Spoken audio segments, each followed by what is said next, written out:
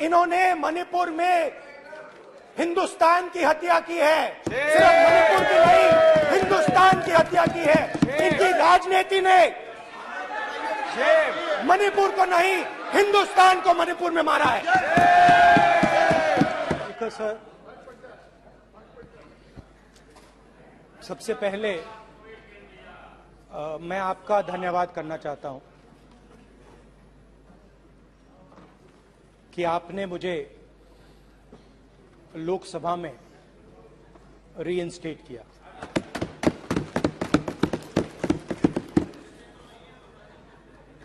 और पिछली बार जब मैं बोला तो शायद मैंने आपको थोड़ा कष्ट भी पहुंचाया, क्योंकि मैंने इतनी जोरों से अदानी जी पे फोकस किया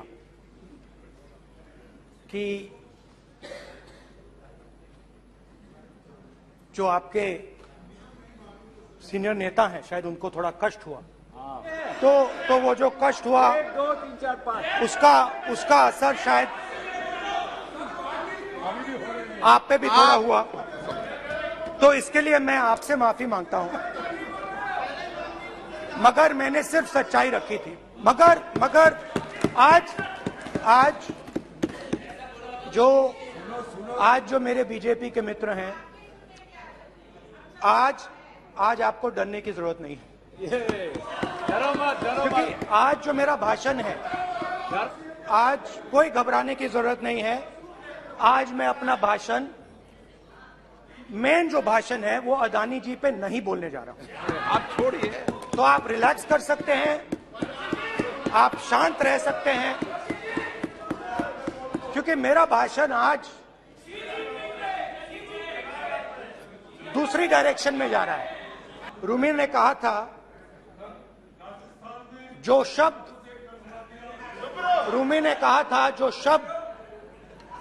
दिल से आते हैं वो शब्द दिल में जाते हैं। तो आज मैं दिमाग से नहीं बोलना चाह रहा हूं, मैं दिल से बोलना चाह रहा हूं।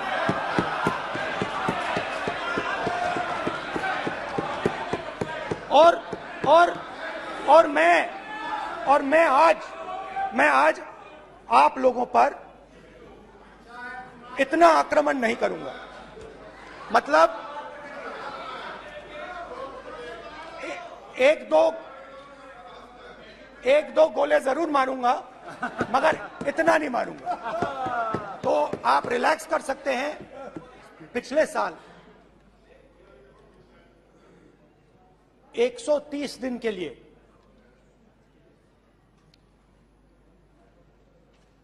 मैं भारत के एक कोने से दूसरे कोने तक गया, अकेला नहीं, बहुत सारे लोगों के साथ। मैं समुंदर के तट से कश्मीर की बर्फीली पहाड़ी तक चला। नहीं, लद्दाख को मैंने नहीं छोड़ा।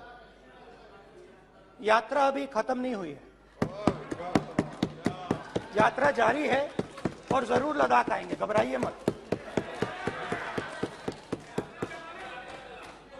बहुत सारे लोगों ने मुझसे पूछा यात्रा के दौरान, यात्रा के बाद, कि राहुल तुम क्यों चल रहे हो, क्या तुम्हारा लक्ष्य क्या है, कन्याकुमारी से कश्मीर तक क्यों जा रहे हो। और जब वो मुझसे पूछते थे, शुरुआत में मेरे मुंह से जवाब नहीं निकलता।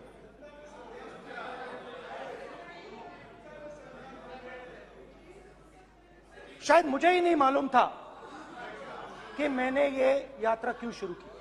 जब मैं कन्याकुमारी से शुरू हुआ, मैं सोच रहा था मैं हिंदुस्तान को देखना चाहता हूं, समझना चाहता हूं, लोगों के बीच में जाना चाहता हूं, मगर गहराई से मुझे मालूम नहीं था।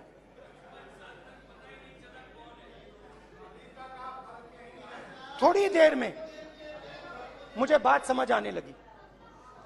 जिस चीज से मुझे प्यार था, जिस चीज के लिए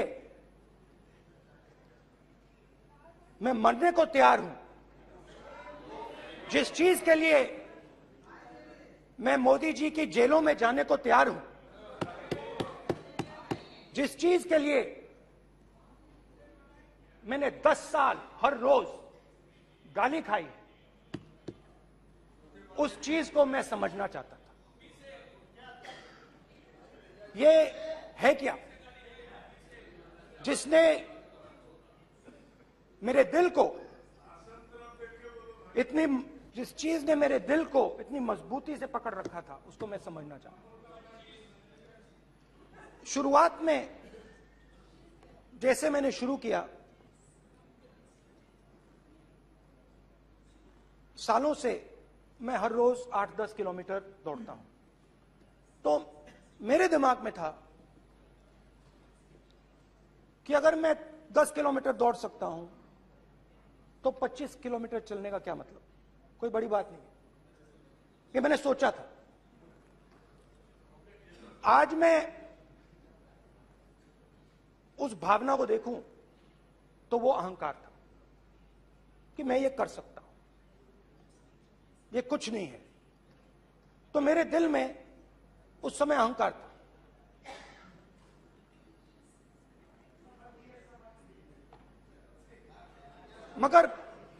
मगर भारत अहंकार को एकदम मिटा देता है, 1 सेकंड में मिटा देता है। तो हुआ क्या, 2-3 दिन में मेरे घुटने में दर्द शुरू हो गया। पुरानी इंजरी थी और जबरदस्त दर्द। हर रोज मैं उठूं और मेरे घुटने में दर्द, हर कदम में दर्द। तो पहले 2-3 दिनों में जो अहंकार था, जो मतलब भेड़िया जो निकला था, वो चींटी बन गई एकदम। जो हिंदुस्तान को अहंकार से देखने निकला था, वो पूरा का पूरा अहंकार गायब हो गया। और रोज मैं डर डर के चलूं कि क्या मैं कल चल पाऊंगा। ये मेरे दिल में डर था। और जब भी ये डर बढ़ता था, कहीं ना कहीं से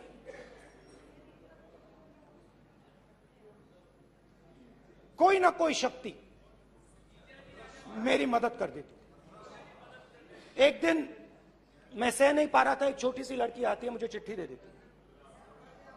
मैंने चिट्ठी खोली, 8 साल की थी, उसमें लिखा था, Rahul, I am walking with you, don't worry.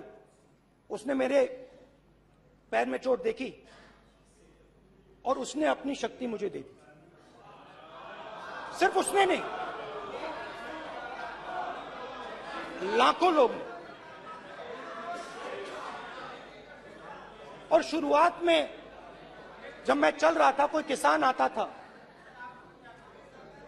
आता था, मैं एकदम पहले उसको अपनी बात बताता था कि आपको ये करना चाहिए, आपको इस प्रकार से काम करना चाहिए। मगर इतने लोग आए, हजारों लोग आए, कि थोड़ी देर में मैं बोल नहीं पाया। जो मेरे दिल में बोलने का डिजायर था, वो बंद हो गया। बोल ही नहीं पाया, क्योंकि इतने लोगों से बोलना था। और एक सन्नाटा सा छा गया भीड़ की आवाज थी, भारत जोड़ो, भारत जोड़ो, भारत जोड़ो। और जो मेरे से बात करता था उसकी आवाज में सुनता गया।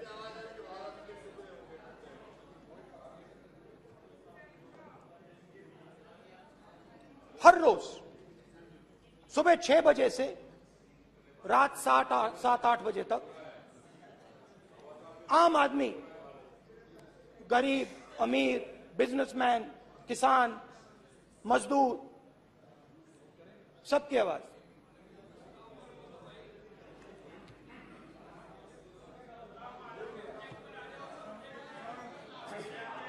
आ रहा हूं। आप कल से रुके, अब थोड़ा और रुक लो, 5-10 मिनट रुक जाओ। तो ये चलता गया, मैं बात सुनता गया, और फिर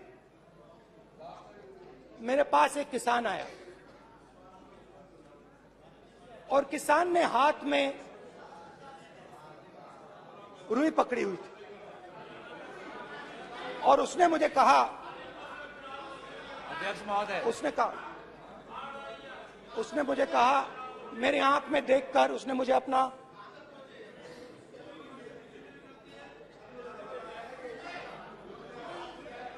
वो रुई का बंडल दिया, और उसने कहा, राहुल जी, यही बचा है मेरे खेत का यही बचा है, और कुछ बचा नहीं है। मैंने उससे, जो मैं नॉर्मली सवाल पूछता था, भैया आपको बीमा का पैसा मिला, वो पूछा, बीमा का पैसा मिला, वो पूछा, और किसान ने मेरा हाथ पकड़ा। किसान मुझे कहता है कि नहीं राहुल जी, मुझे बीमा का पैसा नहीं मिला, हिंदुस्तान के बड़े उद्योगपतियों ने वो मुझसे छीन लिया। मगर इस बार बड़ी अजीब सी चीज हुई। जब मैंने किसान को देखा और वो मुझसे बोल रहा था, तो जो उसके दिल में दर्द था वो मेरे दिल में आया। जो उसके आंखों में शर्म थी जब वो अपनी बीवी से बात करता था, वो शर्म मेरी आंखों में आई। जब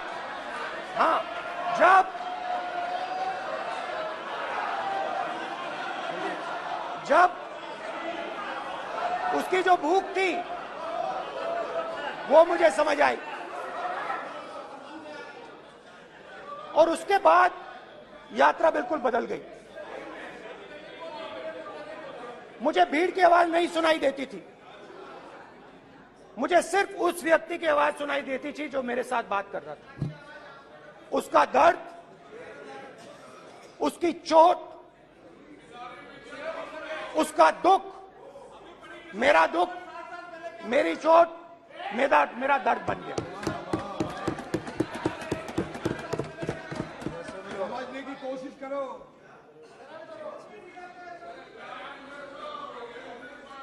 भाइयों और बहनों, लोग कहते हैं कि ये देश है, कोई कहता है ये अलग अलग भाषाएं हैं, कोई कहता है ये जमीन है, मिट्टी है, कोई कहता है ये धर्म है, ये सोना है, ये चांदी है। मगर भाइयों और बहनों, सच्चाई है कि ये देश एक आवाज है। ये देश सिर्फ एक आवाज है। ये देश, इस देश की लोगों की आवाज है। इस देश के लोगों का दर्द है, दुख है, कठिनाइयां हैं। और अगर हमें इस आवाज को सुनना है तो हमारे दिल में जो अहंकार है, हमारे जो डिजायर्स हैं, हमारे जो सपने हैं, हमारे जो सपने हैं, उनको हमें परे करना पड़ेगा। जब हम अपने सपनों को परे करते हैं, तब हमें हिंदुस्तान की आवाज सुनाई देती है। तब तक हिंदुस्तान की आवाज हमें नहीं सुनाई देती। अब आप कहोगे ये बात मैंने नॉन कॉन्फिडेंस मोशन में क्यों रखी? इसका क्या मतलब है कि भारत एक आवाज है, भारत लोगों का दुख है, भारत लोगों का कष्ट है, मुश्किलें हैं। क्योंकि भाई और बहनों, स्पीकर सर, भारत एक आवाज है, भारत इस देश के सब लोगों की आवाज है। और अगर हम उस आवाज को सुनना चाहते हैं, हमें अहंकार को, नफरत को मिटाना पड़ेगा। स्पीकर सर, कुछ ही दिन पहले मैं मणिपुर गया। हमारे प्रधानमंत्री नहीं गए, आज तक नहीं गए, क्योंकि उनके लिए मणिपुर हिंदुस्तान नहीं है।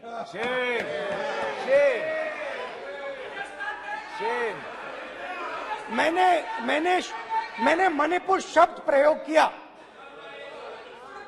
मगर आज की सच्चाई यह है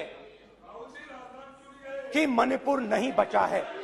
मणिपुर को आपने दो भाग में कर दिया है, मणिपुर को आपने बांट दिया है, तोड़ दिया है।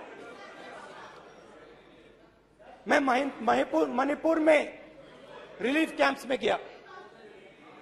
रिलीफ कैंप में आज जा रहा हूं।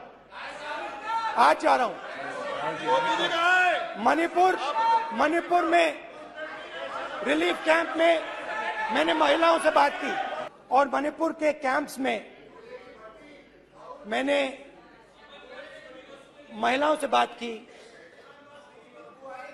बच्चों से बात की, जो हमारे प्रधानमंत्री जी ने आज तक नहीं किया। एक महिला मुझे कहती है, मैंने उनसे पूछा, बहन, बहुत सारी महिलाओं से बात किया, मगर मैं आपको दो उदाहरण देना चाहता हूं। एक महिला मुझे कहती है, मैंने कहा क्या हुआ तुम्हारे साथ? कहती है, मेरा छोटा सा बेटा, महिला का सम्मान करें प्लीज। ये सम्मान, एक ही बच्चा था मेरा, कोई शर्म कर लो गल एक ही बच्चा था मेरा, मेरे सामने, मेरे आंखों के सामने उसको गोली मारी है। मैं पूरी रात,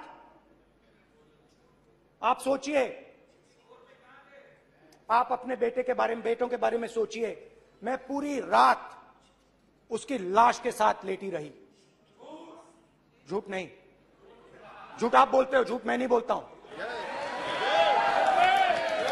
मैं पूरी रात उसकी लाश के साथ लेटी रही, और फिर मुझे डर लगा, मैंने अपना घर छोड़ दिया, जो भी मेरे पास था वो मैंने छोड़ दिया। मैंने उनसे पूछा, कुछ तो लाई होगी?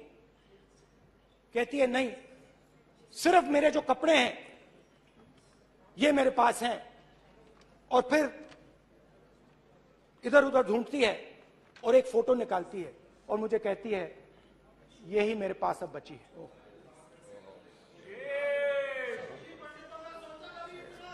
एक और उदाहरण, दूसरे कैंप में मैं, एक महिला मेरे सामने आती है, मैं उससे पूछता हूं, तुम्हारे साथ क्या हुआ? क्या हुआ तुम्हारे साथ? और जैसे ही मैंने ये सवाल पूछा,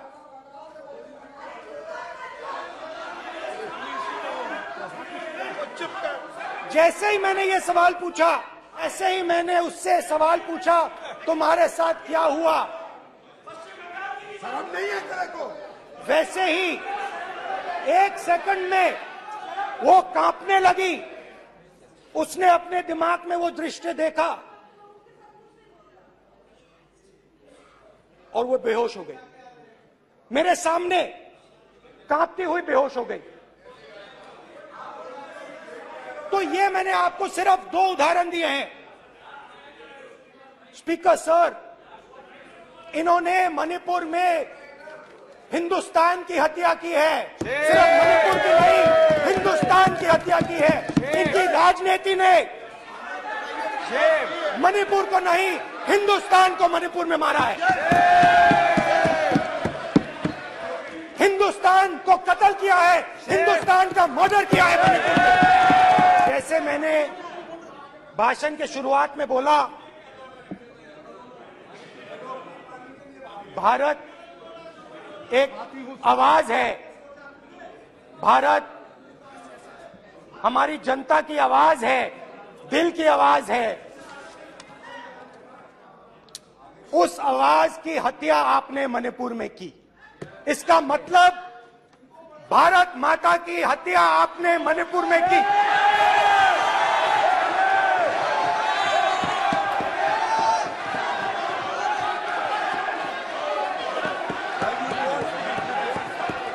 भारत माता को आपने मणिपुर के लोगों के मारा। आपने मणिपुर के लोगों को मारकर भारत की हत्या की है। आप देश द्रोही हो, आप देशभक्त नहीं हो, आप देश प्रेमी नहीं हो, आप देशद्रोही हो। आपने देश की हत्या मणिपुर में की। Please please 1 minute, please please बैठिए, प्लीज प्लीज बैठिए। अब सवाल आप उठता है, बैठना चाहते नहीं बैठना चाहते? आप बैठना चाहते नहीं बैठना चाहते? इसीलिए आपके प्रधानमंत्री चाहते आप? मणिपुर में नहीं आप जा जरा सकते बैठिए हैं, क्योंकि उन्होंने प्लीज देश की हत्या की है। मणिपुर में हिंदुस्तान की हत्या की है, भारत माता की हत्या की है। मणिपुर में, मणिपुर के लोगों के दिल में। प्लीज एक मिनट बैठिए आप। तो सवाल उठता है, 1 मिनट बैठिए, 1 मिनट। आप भी विराजे, आप भी विराजे, आप भी विराजो, आप भी विराजो। आप बैठिए सही, नहीं बैठिए रहने दो। आप बैठिए, बैठिए आप प्लीज, बैठिए आप प्लीज। आप बोल रहे फिर आप भारत माता के रखवाले नहीं एक हो, मिनट माननीय सर। आप भारत माता के हत्यारे हो। प्लीज माननीय सदस्य, प्लीज प्लीज माननीय सदस्य, please please please please please. देखिए माननीय सदस्यगण, प्लीज प्लीज। माननीय सदस्यगण, भारत मां हमारी मां है। हमें सदन में बोलते समय संयम बरतना चाहिए। मेरा अपनी मां की हत्या की बात कर रहा हूं। मैं मणिपुर में अपनी मां की हत्या की बात कर रहा हूं। मैं आदर से बोल रहा हूं। आपने मेरी मां की हत्या की मणिपुर में। एक मेरी मां यहां बैठी है, दूसरी मां को आपने मणिपुर में मारा है।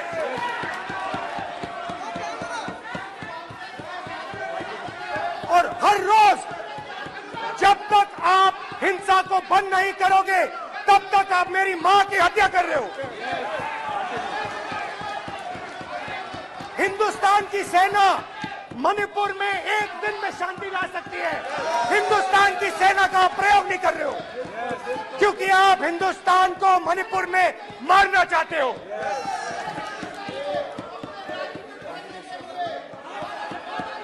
तो अगर नरेंद्र मोदी जी हिंदुस्तान की आवाज नहीं सुनते हैं, अगर हिंदुस्तान के दिल की आवाज नहीं सुनते हैं, तो किसकी आवाज सुनते हैं? दो लोगों की आवाज सुनते हैं। इसकी आवाज सुनते हैं, इसकी आवाज सुनते हैं, माननीय सदस्य, और इसलिए सुनते हैं। नो एक गलत तरीका माननीय सदस्य। देख लीजिए अडानी जी के लिए मोदी जी ने क्या काम किया है। देख लीजिए ये पहले आप और पोस्ट ये लेने बाद नहीं आए, में। गलत तरीका है आपका। माननीय सदस्य, आपका गलत तरीका है। आप सीनियर सदस्य हैं, आप इस तरीके का व्यवहार सदन में मत करिए। आप बात करिए, लेकिन इस तरीके से पोस्टर लाना ये उचित नहीं है किसी तरीके से। रावण दो लोगों की सुनता था। रावण दो लोगों की सुनता था, मेघनाथ और कुंभकर्ण। वैसे ही नरेंद्र मोदी दो लोगों की सुनते हैं, अमित शाह और अडानी। भाई और बहनों, लंका को हनुमान ने नहीं जलाया था, लंका को रावण के अहंकार ने जलाया था। प्लीज माननीय सदस्य, आप संयमित बोले। आप ये सदन है, आप तरीके से बोलिए। माननीय राम सदस्य, ने रावण को नहीं मारा था, रावण के अहंकार ने रावण को मारा था। आप पूरे देश में केरोसिन फेंक रहे हो, पूरे देश में आप केरोसिन फेंक रहे हो। आपने मणिपुर में केरोसिन फेंकी और फिर चिंगारी लगा दी। अब आप हरियाणा में कर रहे हो, पूरे देश को आप जलाने में लगे हो। आप पूरे देश में भारत माता की हत्या कर रहे हो। धन्यवाद स्पीकर।